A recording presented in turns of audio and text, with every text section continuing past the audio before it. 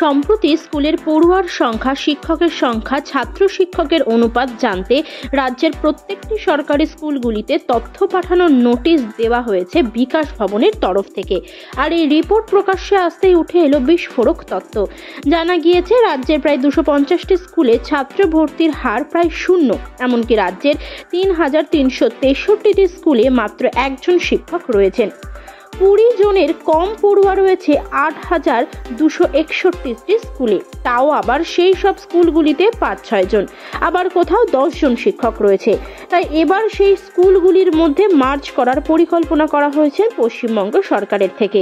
এই পরিকল্পনা বাস্তবায়নের জন্য ইতিমধ্যে স্কুল শিক্ষা দপ্তর PTR তৈরি করা হয়েছে। কি বলছেন শিক্ষামন্ত্রী ব্রাত্য বসু? গত সোমবার শিক্ষামন্ত্রী Bratya Basu Chetla boys high school 114তম বর্ষে আনুষ্ঠানিকভাবে ইংরেজি মাধ্যমে পড়াশোনা চালুর উদ্বোধনী অনুষ্ঠানে গিয়েছিলেন।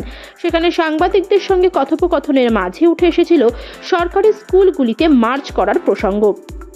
সেই সময় ব্রাত্য বসু বলেন, শিক্ষা দফতরের বানানো সম্পূর্ণ PTR রিপোর্ট হাতে পেলেই স্কুলগুলিকে মার্জ করার সিদ্ধান্ত নেওয়া হবে। পাশাপাশি কেন্দ্রীয় সরকারের রিপোর্ট অনুযায়ী রাজ্যে মাধ্যমিকের ড্রপ আউট বেড়ে যাওয়া নিয়ে প্রশ্ন করা হলে ব্রাত্য বসু জানিয়েছেন, রিপোর্ট আমাকে দেখতে হবে, ওদের রিপোর্ট সবসময় যে নির্ভুল সেটা আমি বলতে পারবো না।